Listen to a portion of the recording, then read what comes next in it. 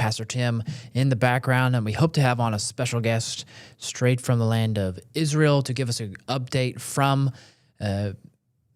Battleground Zone Zero and trying to get it in understanding of what's actually happening in the land for Israel and those who live there. We've seen this weekend Iran send missiles to attack Israel and some very strategic sites. And now here today we see President Trump talking about negotiations with Iran, how they're going. We'll discuss this and more on the day's Pipeline Report as we get ready. And we'll also, if we have time, dive into the funding bills that are going on here in the United States for the Departments of Defense, Homeland Security, and our airports, as TSA continues to have hours-long lines at airports. So stick with us today as we continue on today's episode of the Pipeline Report, and we'll dive into today's top news and give some strategic prayer points of how to pray in this week and in this season as we head closer towards Passover. Blessings, and let's get into this.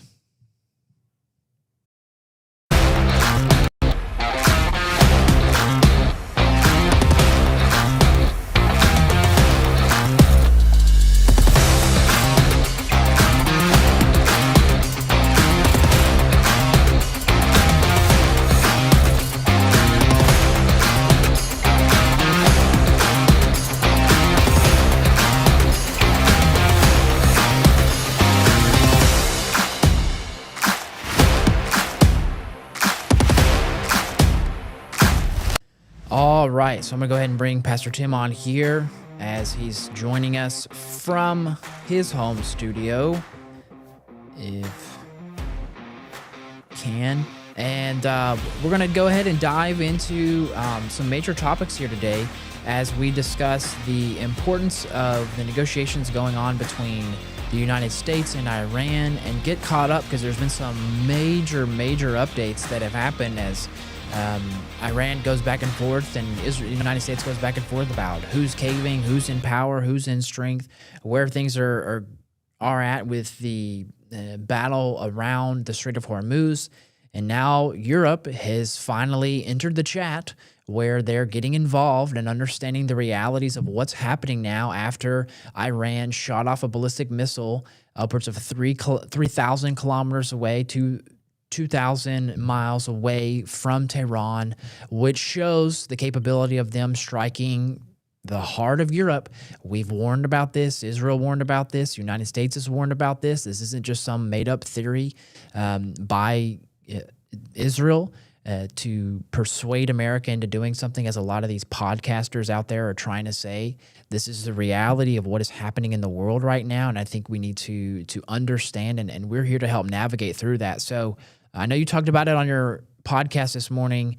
Why don't you give us an update there, and then we can talk about and show, and this is what we want to do here today, is show some of the things we talked about on the podcast of the actual the maps that actually CNN has a great map of showing how far different type of missiles that Iran has they can reach and the possible damage that it could cause if Iran were to have had the capacity to be able to continue to mass produce these things. And I think this shows the vital importance of why the United States needed to go ahead and take it out. And today, I know Trump was talking about going in and taking out nuclear capabilities and nuclear ammunitions that could potentially be used for nuclear weapons under this current regime and future regimes in Iran. So I'll turn it over to you. Sure. And so glad you joined us here. And we do have our friend Benny Friedman. I saw he popped in our back studio here. We'll bring him on in just a minute from Jerusalem. Give us an update, what's going on the ground there. It looks like negotiations are moving forward to a possible ceasefire, but that is not affecting Israel. And I want to make sure we all understand that. I'm still getting the red alerts, and Benny will as well. He'll share what that's like. We'll ask him what that's like when the alarms go off and what do they have to do. We probably need to jump him on here pretty quick in case he has to run to his basement.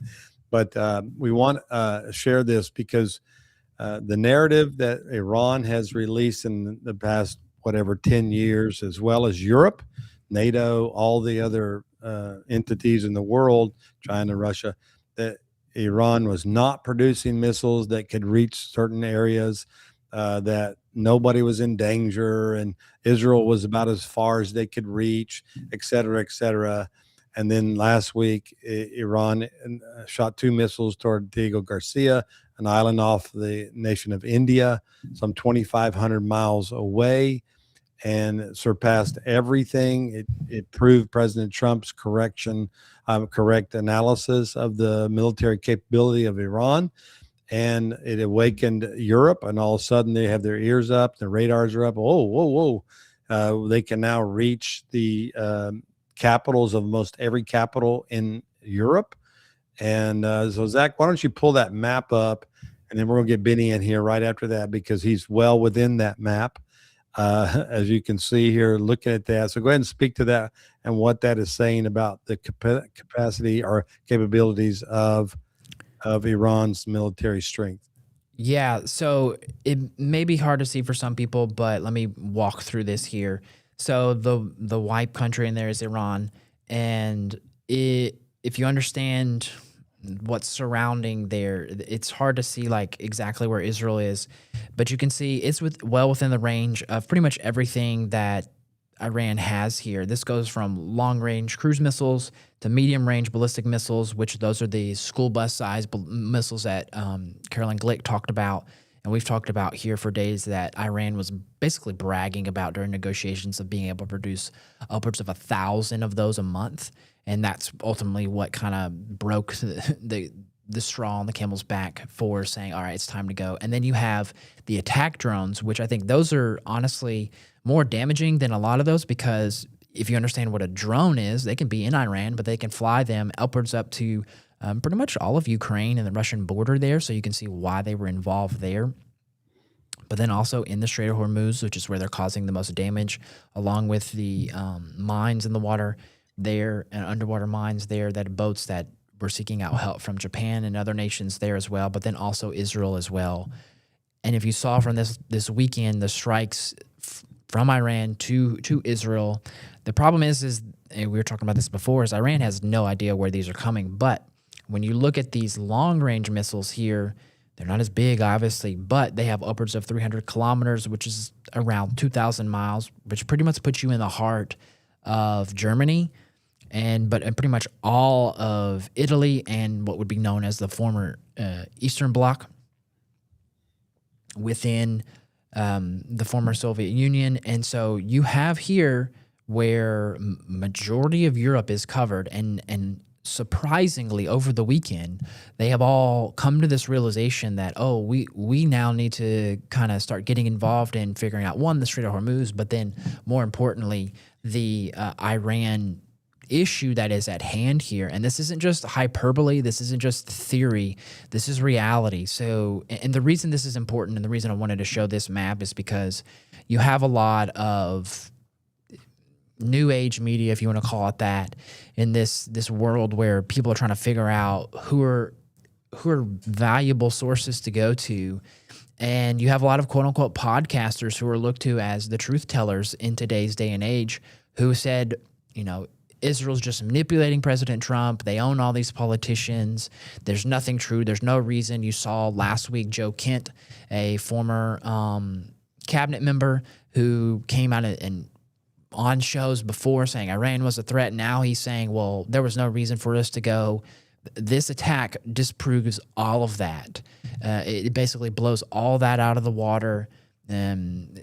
Big name people that people have gravitated to who are throwing out what people are calling blood libels historically, just trying to throw Israel and Jews under the bus, both here in America and in Israel.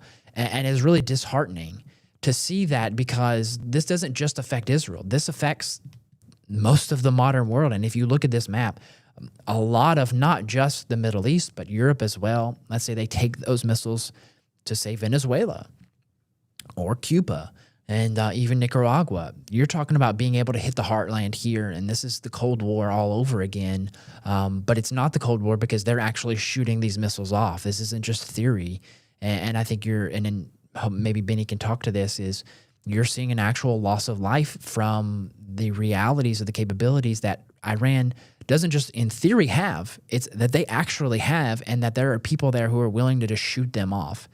Now the question becomes is one, who within the country is shooting them off, and then who's ruling it within Iran. And I think that's where, from gathering everything from over the weekend, and we can dive into this, is one, who is ruling Iran? There's reports out of Breitbart that say the CIA and Mossad are trying to figure out who's ruling within in the land right now, because so many layers of Iranian and IRGC leadership have been just taken out. So this is where we're at here. I think we're seeing today Trump put on a 5-day pause on attacking power plants and gas lines, because he says he wants to make sure in the long run, after this is over, that Iran has a capability of being able to be self-sufficient. The question with that is all right, do you then make a mistake there? And I put in the introduction in my title of saying, like, look, where does Trump lie on this? Okay, he was right about Iran, and everybody in the world was saying, no, you're not right. Does he go to pride? Does he go to, doing what he knows is right? Or does he stay in that place of just humble surrender with the Lord and walk through this with the wisdom of the Lord rather than his own natural intelligence? Well, with that said, let's go ahead and bring in our friend Benny Friedman from Israel. He's in Jerusalem. In case you get an alarm there, Benny, we want to give you the opportunity to run to your basement unless you're there already. But thank you for joining us and kind of give us an update. Yeah, give us kind of an update. I know for all of you, if you'd like to, you can get it. It's called a red alert. You can get an app on your phone, and it updates you every time an alarm goes off in Israel for incoming attacks. Then to me, it's my alert to pray, cover Israel, and we've been doing that. And unfortunately, it's all day, almost every day. It doesn't stop going off. We can turn our notifications off. They cannot. Israel cannot turn their notifications off. So I don't want to listen to it today. No, they have to, because their lives are endangered every single day. So as the progress is happening, what we talked about there, Zach and I, about in Iran in the negotiations, it doesn't really affect you guys, does it? No, not so much. You can always talk about what's happening within politics, but even when you're in a state of war, even when you're approaching a ceasefire, that's when you can expect the big heavy blow to come. Right before, the pen hits the paper, you're going to get that final barrage. So as we move closer, and I don't know how close we actually are, we can expect more and more missiles to come this way. But it's been a daily reality here for everyone. I mean, you never know when they're going to come. So let's talk about that. What's the pulse in Israel with the government? I mean, what are y'all being told as citizens, and as far as what you foresee in the future of what's happening in Iran with this battle? I mean, is the consensus that most Israelis are for this, against this? Kind of give us an update of what's happening on the ground. Look, this war was inevitable. We knew it was coming. We've gone to so many different wars. We've been under attack so many different times. And, Iran is at the head of it all. So even if we take out all the problems, eventually fist to fist with Iran. So his backings, we decided to do it. And I think for the most part, the people of Israel are very much behind this war, because it needed to happen. And it's not just for us. We say we're a very resilient people, although you can see by my eyes I haven't slept much recently. But the point is it's not just affecting us. It's look at what Iran has been doing. As soon as the war started, they started hitting all their friends in the Gulf. So it's really not just about us. It's about the security of everybody. Iran has had such a chokehold in this part of the world, especially when you're talking about manipulating the prices of oil and what goes through the Strait of Hormuz. They shouldn't have that capability to do that, to hold that over the entire world. So if we get some sort of normal government in there, they'll start playing ball with us. And besides, putting all the terror in the Middle East, it's going to stabilize the region, and we will have some sort of normalcy in this area. So it's a very important operation to.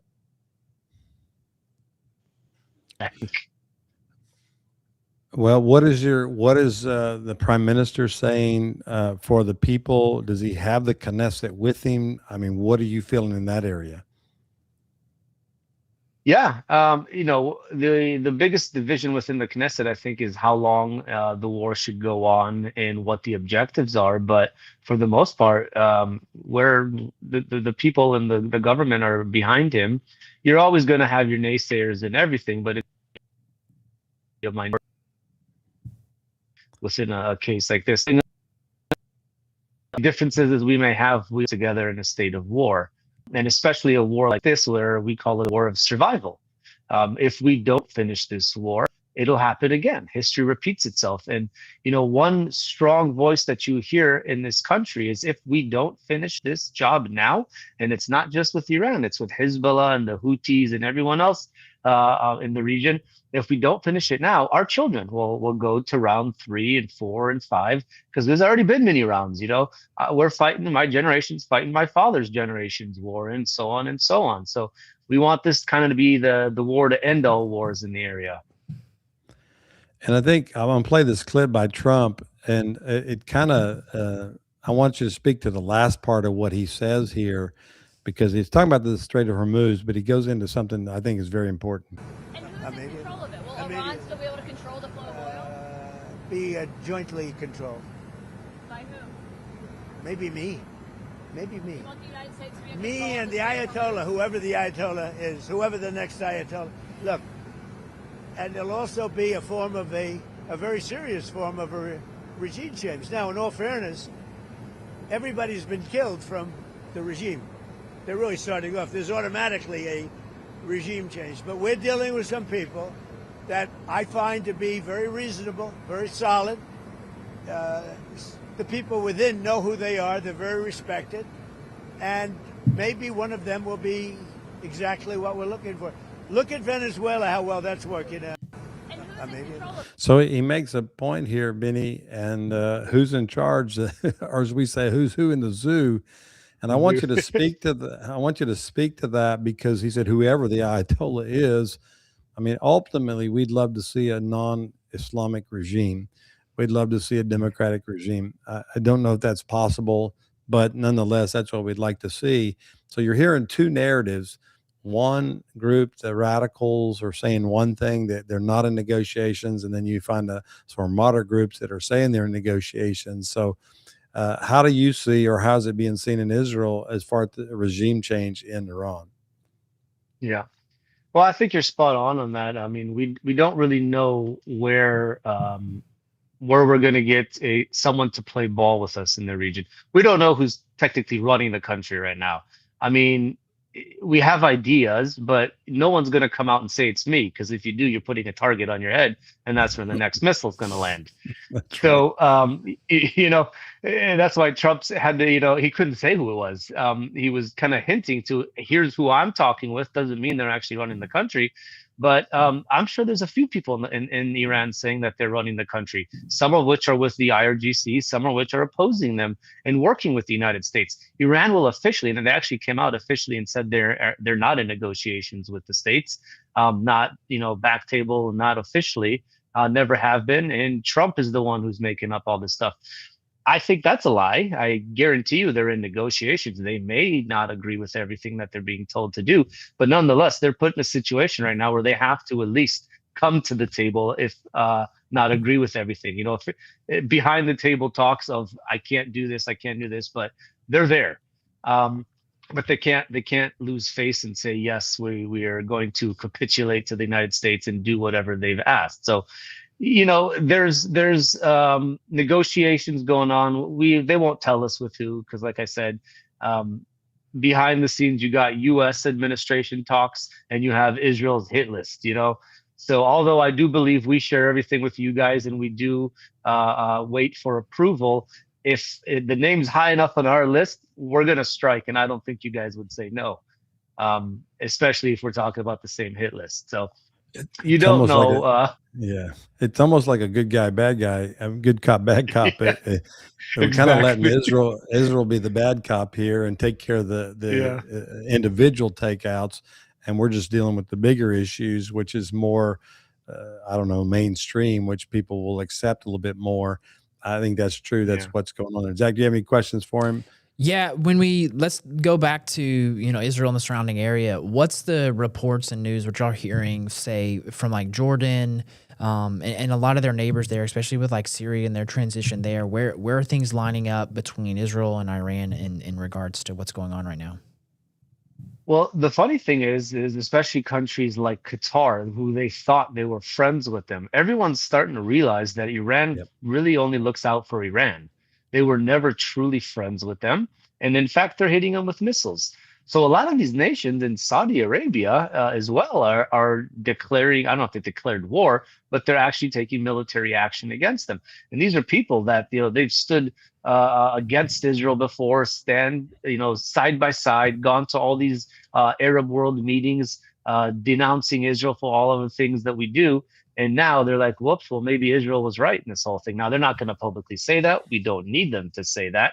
But the fact that the whole position shift is happening mentally in the Middle East is showing that, well, maybe Israel is onto something. Maybe we do need this in order to stabilize the region. And you're starting to see a shift within government thinking. Now, again, a lot of them won't publicly say it, but the fact that they're aligning themselves with the United States, with military equipment, with talk and facing Iran, the big chokehold that they've had in the region, shows us that indirectly they're starting to take us a little bit more seriously in the region, or at least what we say.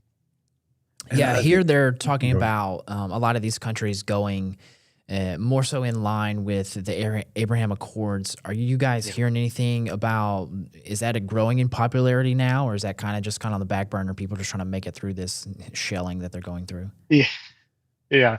So it's briefly mentioned here and there. At this point, we don't really care about it. We want to get through today. Focus on, sleeping through one of these nights, Yeah. and just protecting our nation today, our children today. Tomorrow will come to the table with the Abraham Accords. That being said, we're very excited of what I just mentioned a second ago. With everyone changing their perspective on Israel, it is going to lead, I believe, to a dynamics change in the area where they will come to the table. Specifically, I'm hoping Saudi Arabia, but again, it's not anywhere near the headlines of what's Yeah. happening here. Yeah. And Now, as I a won't. father Okay. and knowing you have multiple children, what are kind of their growing sentiments? Is their world being shaped right now? What's that kind of thought process you're walking them through with what's going on as you talk about finishing it now so it doesn't become their war? But I think you also, in my view, you can tell me if I'm wrong, but as a father, you also want to prepare them if it doesn't go through. Kind of what's their kind of thought process like in future generations? Like what are the younger Israelis thinking through right now? So I haven't touched the latter part,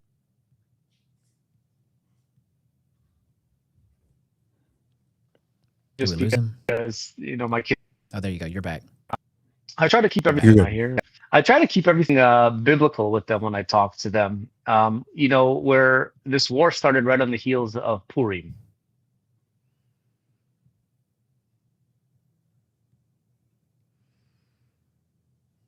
There Am you I go. back? You're back. Yeah. You're back. Okay, sorry about that. Better than ever. Yeah. So this war started on the heels of Purim, and we're now a week away from Passover.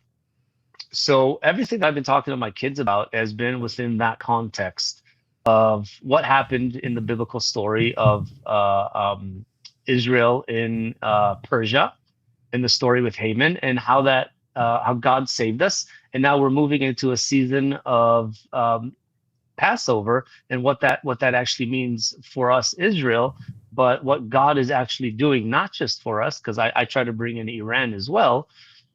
What God is doing in the salvation that He's going to bring or the freedom He's going to bring for the Iranian people. So I think because my kids grasp the biblical stories at least these biblical stories, since we celebrate them every year, it's helping them to kind of understand what is going on in the greater spectrum of things. That being said, kids like some sort of stability. We haven't been in school for I don't know how long now. So we've tried this whole homeschooling thing. It's not going so well, um, but they know things have changed. They know what's going on. The biggest thing is the booms. We've had shrapnel fall in our town. Just today, this morning, we found ourselves in the bomb shelter around 9:30 or something like that. And I left the house right after that, after we got the all clear. And then I got a message from the security in our area saying, don't approach this area, which ultimately means something happened. So everyone started going crazy and trying to get pictures and things like that. And then we found out that shrapnel had fallen in that area, which is not far from kindergartens and schools. Last year, a massive piece of shrapnel fell in my son's school. So they're very aware of the consequences and the importance of listening to the guidelines when the red alert goes off, when the sirens go off. Stay in the bomb shelter. Wait until you get that permission to exit, because it is real. Lots of people have, not lots, people have died, and my house seems to be over the direct line of fire. So we get all the booms here. And even in a bomb shelter, you feel the building shake.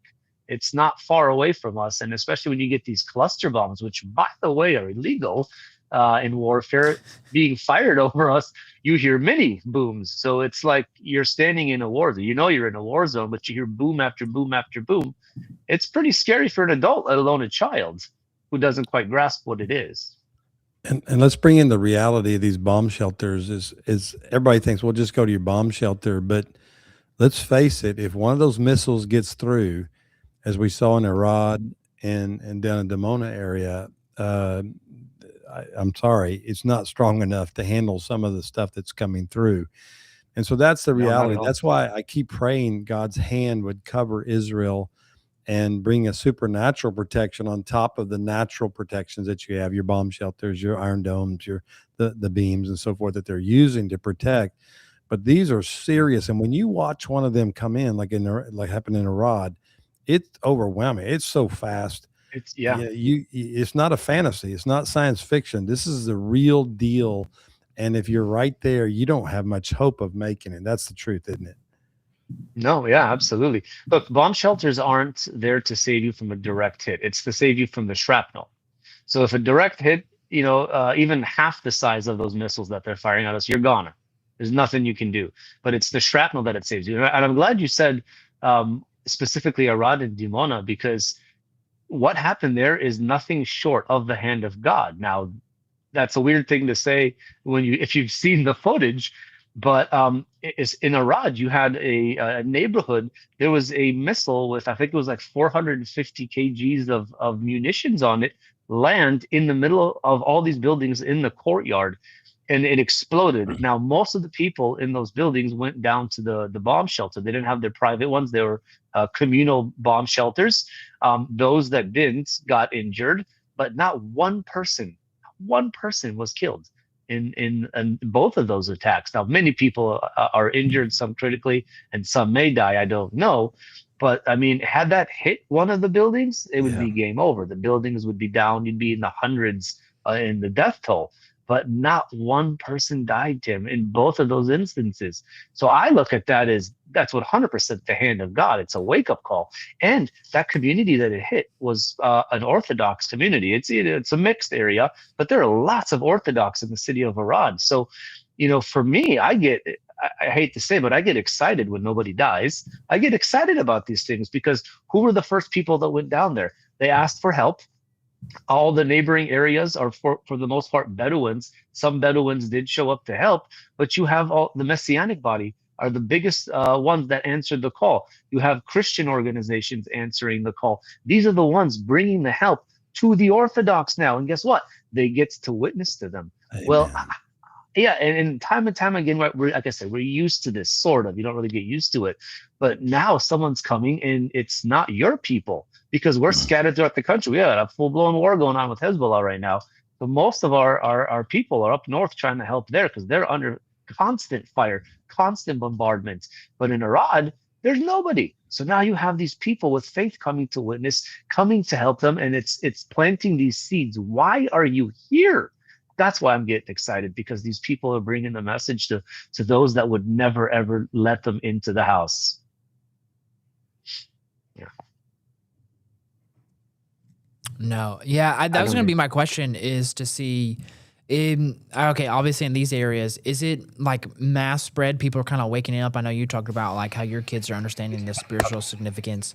I've seen some stories out of the IDF where they're talking about miracles through, even with what's going on in Gaza with Hamas and Hezbollah. But I guess with this Iran situation, is there kind of some spiritual breakthrough there that's happening, just not even in the Orthodox or even the secular community as well? Look, anytime you're at war, you know that old saying, there's no such thing as an atheist in a foxhole. You have to start looking, especially when we're talking about, look, I was a very, very bad citizen about a week ago. And when the alarms went off, I went outside to film what was coming. And look, we get on these red alerts, it shows you where it's going. So we get the sirens, but I know it's not coming to me. It was headed towards Tel Aviv. So I could see the area of Tel Aviv where I live. So I went out to record it, and I very quickly went back in. Now, when one of these munitions split into many, so it was a cluster bomb. And as soon as that happens, I started freaking out. I'm like, oh my God, there's going to be so many people killed. It was the first cluster bomb that was fired at Israel. And you just see it kind of, and then there's Tel Aviv in the background, and you just start waiting for the reports to come in. Not one person was killed in that attack. Now, if I'm seeing that, what about the people that may have lost a home, or maybe it hit the car outside and the car contained the explosion, or it hit the street and there's a big hole and cars go flying, by the way, and they're acting as shrapnel as well. Nobody's injured. Property barely got damaged at that point. So, if I'm looking at it as there's got to be something behind this, I know what it is, but even the most secular of Israelis are saying something out there is looking out for me. And when a Jewish person says that, there's something about, growing up in this nation, growing up, even if you don't believe in God, you still do the Sabbath to an extent, about the Sabbath. And even in secular school, we teach from the Bible, even if it's just a historical book or for the language, we're reading this. So it's internalized, whether we know it or not. We start asking questions, and there's only one place to go. Let's go to the only book that's ever given me some sort of answers or questions. And, one of my favorite words in Hebrew is the word for repentance, which is actually the word for an answer. Like, you asked me a question, here's the answer. So that's the word for repentance. Well, if I know the answer, what's the question? How did I survive? Who saved me? Whose hand was upon me? Well, something. There's the answer. So let's look for what the question was and who the question was. And then you start looking for the only thing that you've ever had, and every Israeli is going to have some sort of Bible in their house. So you turn to that. So, every missile is God planting a seed. It's a wake-up call. It's a terrible way to look at it, but it's the truth. Everybody that survives one of these things or is anywhere near this is going to start asking questions. How did I survive? Who saved me? What's going on here? Because these things are nothing to joke about. Very biblical pattern. We've seen it scripturally from many times with Israel and other nations as well. What you're pointing out here is so critical, because this goes with what we've been saying, what Chuck Pierce and others have been saying. This is about a revival. This is about Iran coming to the Lord. This is about the Middle East coming to the Lord, and ultimately Israel coming to the Lord. So let's always keep that foundation. You made a great point there. Trials, difficulties always do this. I have some friends that work in Ukraine on the front lines. I ask him how it's going on the front lines, and he says, "Oh, everybody wants Jesus." He said, "It's like there's no atheist there whatsoever. Everybody's open to the things of God, because why? They're in battle every day. So reality, your mortality is right before you every single day." And I think that the fall of this regime, and that's what we got to believe for. It's not going to be good enough that we just thwart them for 10 years or whatever. This has to be the end of this regime. And I think Alan Dershowitz, Democrat, but a great strategist, a lawyer, Harvard lawyer, one of the things he said recently, I got this clip, they asked him about it, and I'd like you to comment on this, and we will as well, but what he's seeing in this statement as well. This is the most important war since 1939, since Nazi Germany. If Iran is allowed to develop nuclear bombs, he will do what Hitler did, and there will be millions and millions of deaths. Had President Trump been in charge in 1935, 1936, I think the Holocaust would have been prevented. I think he would have gone in after Nazi Germany. He would have destroyed it the way he is destroying Nazi Iran, and the Holocaust would have been prevented.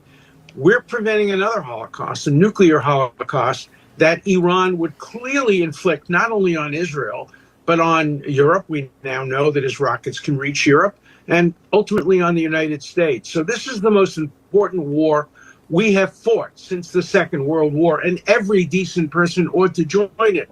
And the Democrats ought to join it in the United States, but they're not, because they're putting partisanship before national security. Well, what do you think about that one? That's a pretty powerful statement, but I'm gonna I agree with it. What's your thoughts on that, So do Benny?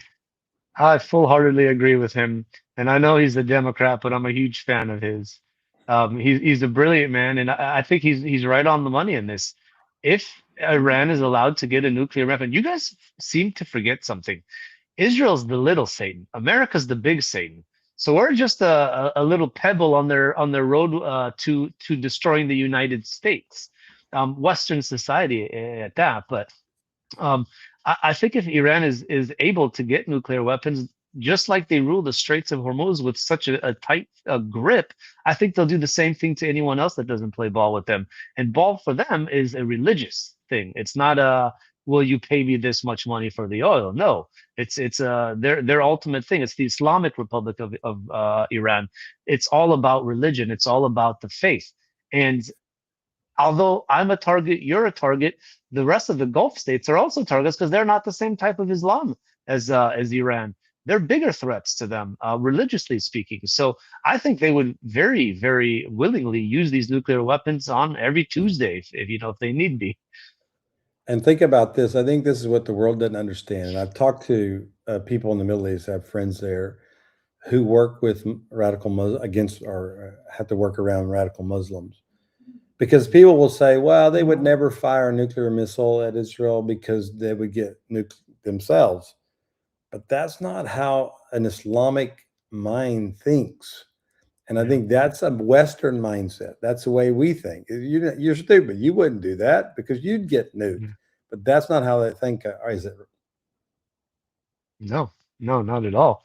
And in order to understand the greater scope of what's happening in the Middle East, forget Jews and Arabs, forget Islam and Judaism or Christianity at that. Islam is fighting an internal fight, has been fighting an internal fight since its very beginning. You got Shia, you got Sunni. Shia is Iran, Sunni is the main part in Israel, but Saudi Arabia is the way to represent it.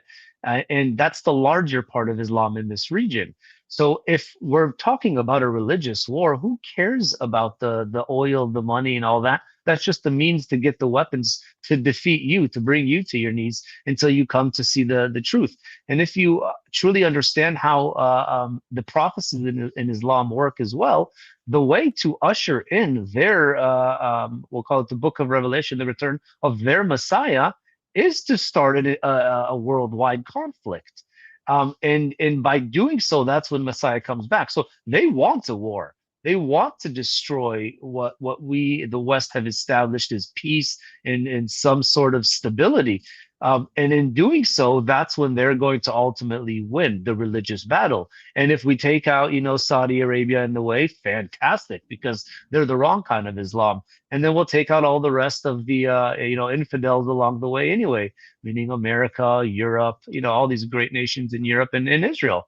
But we don't understand. We look at it through our political views, and we're also, it's all, we want to be respectful of other religions, and that's our biggest downfall. Is you can only respect someone that respects you, and if there's no respect reciprocate or coming back to me, I can't respect you in that way. And that's one thing that Israel has always been fighting, is we understand that and we combat that.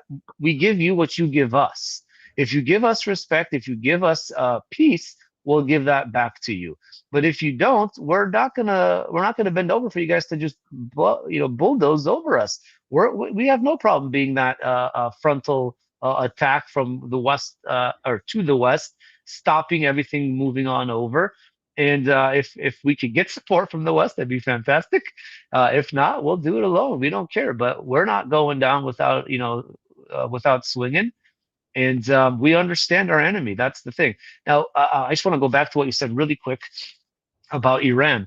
Iran's been ruled by this regime for a long, 47 years now, Yep. but it's not really their theology.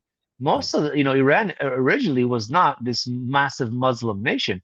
And there is a huge revival going on in Iran right now. Now, we talk about what we want here in Israel, and it will happen because God says it'll happen. And I agree with you.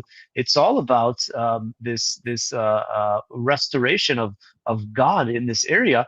But Iran is having this revival, and there are people going to mosques and having encounters on the way to the mosque with this man in a white robe, revealing himself as Messiah and saying his name is Jesus. So the mosques are emptying right now in Iran. It wasn't the most religious country to begin with. It's being ruled by ultra religious. But these people, besides those that are fully given their lives to Christ, there are many people who were devout Muslims who are now turning to Messiah because they have these encounters. God is on the move. What will happen when a nation, when the regime change happens, and these people come out with their stories, especially the ones who come from extreme Islam, with their stories and start witnessing to my people or your people? It's going to be a powerful tool that God is going to use for revival, I believe, in the Middle East and onwards. But again, I get excited when I talk about this because God is going to have his way no matter what the IRGC says, what Trump says, what Israel says. It's going to happen, and we're sitting back and watching. Well, not sitting back, but we're sitting here watching history happen. And I see it on a biblical scale. Like there's going to be a book in the Bible written about what's happening right now in front of our very own eyes. And for me, I get super pumped about it, even though I haven't Thus, I slept in think weeks. that brings a lot of credence to what Dershowitz was saying about the analogy between Hitler and Iran, Yeah. because Hitler obviously was not the majority. His movement was not the majority, but he had the power. And we always understand that perception is everything. And if you're perceived as powerful, therefore you are.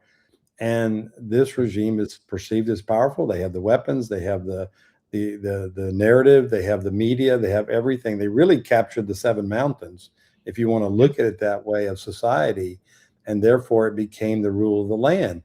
And it tells you that what would happen if the kingdom would do that. But nonetheless, as we navigate through this moment right now, I believe the Lord has clearly said that this prophetically at this time, this has to happen. Otherwise, I think we would have a premature world war. I think we'd have premature attack on Israel, trying to provoke moving timelines like Daniel talks about in Daniel 7. I think that's what the enemy's plans were in the midst of all this. And now God has used a Jehu, whatever you want to call him, a Cyrus, and President Trump to intervene, interject a different narrative and bring us back into a biblical timeline, which is that God is not through in that region dealing with the hearts of men. And I believe God in his mercy is always going to offer a grace first. He's going to offer a move of God. That's what Chuck Pierce gave a word in 24. That he said God was giving Iran time to repent. It did not repent. And it said God would use Israel to bring down its leaders. And that is exactly what's happening right now. That word is coming to pass. And I think what we're looking at here is an opportunity for a real wave, a last wave of his move in the Middle East, all the way to Israel. And then we can start looking at some end time prophecies and other things that we know are going to happen, because biblically it says they're going to happen. But ultimately, God wins. And I think that's the ultimate thing here of what we're looking at in this situation. So what you're saying is so profound, so important for us and all of you that are listening today for your intercession. I think it's a very important part. Go ahead, Zach. Yeah, we got a question from the chat from Rondi is asking, are Sunnis in favor of removing the Shia regime in Iran? I don't know if you're familiar with that layout there. Are you asking me? Yeah, yeah, yeah. Oh, sorry. Yeah. Um, Look, I would say yes. I mean, this guys, the IRGC, have been their biggest enemy, um, well, with power in the region. And Sunni and Shia are they don't see eye to eye. I mean, you had a 10-year war between Iraq and Iran, and this was all over that. And ever since you go back to the inception of Islam, they haven't agreed, and they've fought many different wars. And just a few years ago, all the fighting that was going on in Syria, there was a lot of internal conflict going on there, and that's exactly what we saw. It was Sunni fighting Shia. So I think they would very much like to see that government fall. Because they're number one, a very corrupt government, and they're ruling through end time prophecy of Shia Islam, which is not the same as Sunni. So they've learned very quickly in this part of the world what the intent of a Shia regime would look like. They have no friends in the region unless you believe what they believe, and they've shown that by hitting them with drones and missiles. So absolutely, they would want them to be removed because it'll only bring stability to the region, and it'll get another whack job out of a place with a red button on his desk to fire missiles at them.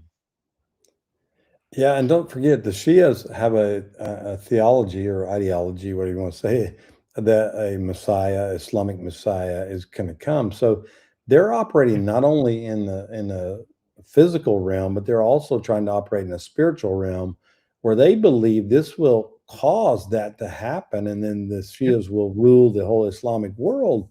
And so this is much bigger than what we think.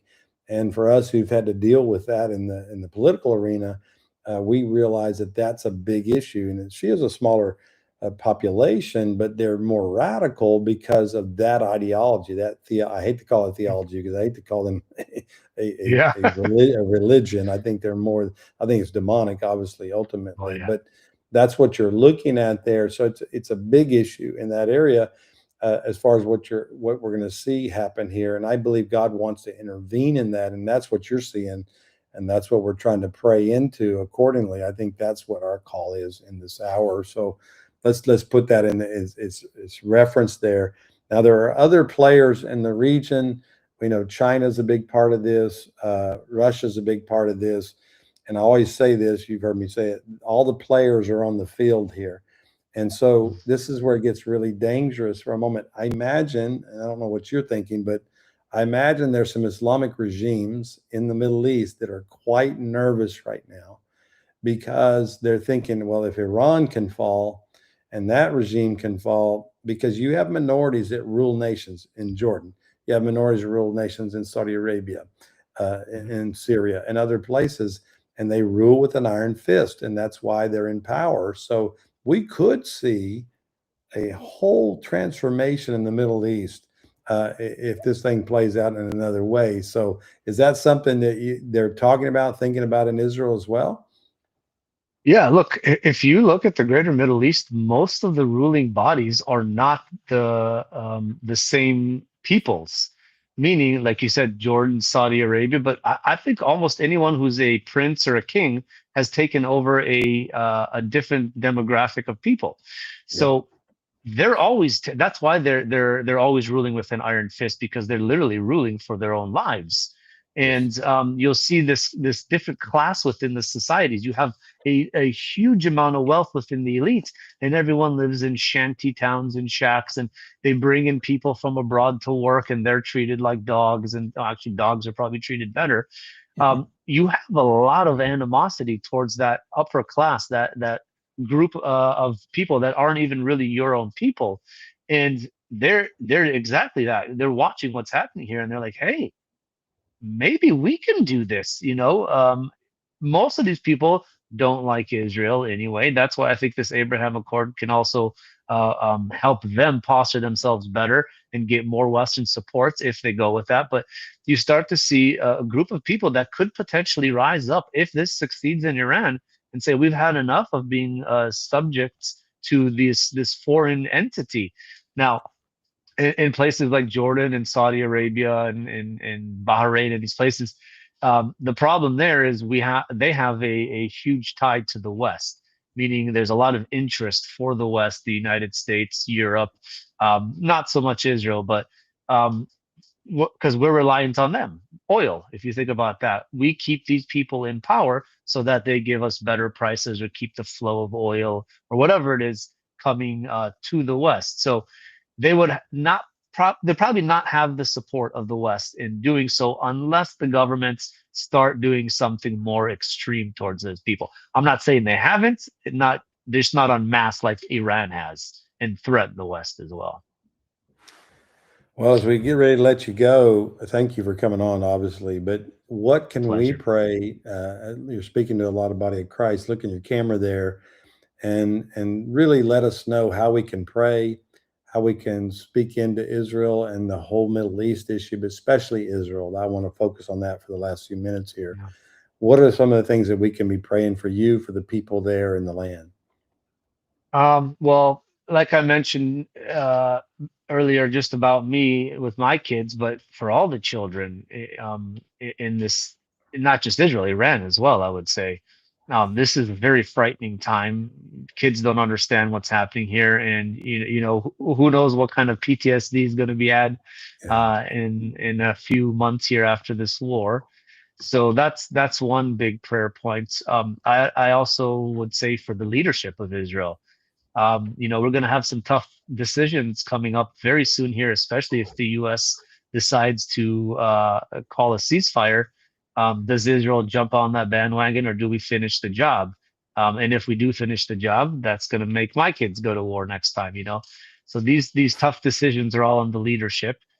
And then for just protection of the soldiers, I mean, we have a lot of fighter jets going over to Iran, but we also have a war going on. We have 5 full battalions within Lebanon currently trying to hunt down Hezbollah and all these rockets that are firing rain down on our northern cities right now.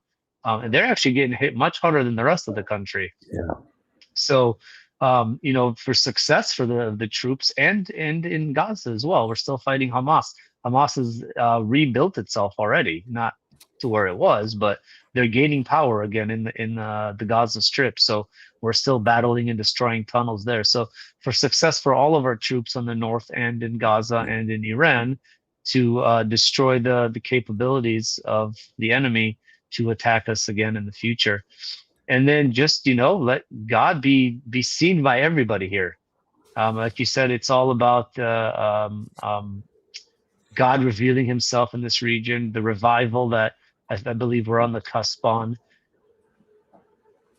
God be great. Let the people of Israel, the people of Iran, and everyone in between see the face of our Messiah. Yeah, and I think that's a great way of closing, because I was reading this morning in Chronicles about Hezekiah when he humbled himself before the Lord. He repented, and he cried out to heaven, and God took out his enemies so that everybody would know that he was God. And I think that's what we have to see here. Israel, as powerful as they are, as America as powerful as they are, even though our leaders are touting the greatness of our military, we must decree the greatness of our God, and recognizing that, yes, we have a military, but if it wasn't for the Lord, we wouldn't have that military. And so we want to give glory to God in the midst of this, not get prideful about our prowessness in the country and the nations and so forth, but that we are a broken people that need God to intervene. So we pray a blessing on you, Benny, your family, and for all those in Israel. We are standing with you, and thank you for giving your time today. And I thank goodness you didn't get an air raid while we were online here. I know. So, I'm shocked. So God was faithful during that time, at least, to do that. So God bless you. We'll talk to you again. Thank you. Okay. All right. Blessings. Well, so glad to have Benny with us. Zach, do you have anything you want to jump in here before we close? I'm looking at you. Okay, we're not. Okay, so as we close today, I want to thank you for being a part of this, praying. I hope that was informative to you, to have somebody from Israel right there online. I talked also this week to our friend Barry Siegel, and he has asked for prayer. One of the missiles hit right 100 yards from his house, as in Jerusalem area. Also, the Joseph Storehouse that we support. If you don't know that, we also support Benny on a monthly basis. We bless them and help them in their work in Israel. So when you give to Christian Center Shreveport, especially part of your funding goes to Israel. I think we're supporting like 4 different ministries there now, just sowing into the land, sowing into the purposes of God there. That's one of our cries. We know that's why God blesses this ministry, is because we're doing that. And we don't do it for that reason, but we know he does. And so it's no better time to stand with the Lord on this issue. Listen to our podcast today. We talk about this, about how God has given us authority to fight these hordes of hell, and that God can give us the victory. Also, tomorrow we'll release a word about the next month, Nisan, as we end Passover, first month on the calendar, biblical calendar, and what God is saying for us this year. We'll share that tomorrow. But God bless you. We'll see you again next Monday here on the Pipeline Report.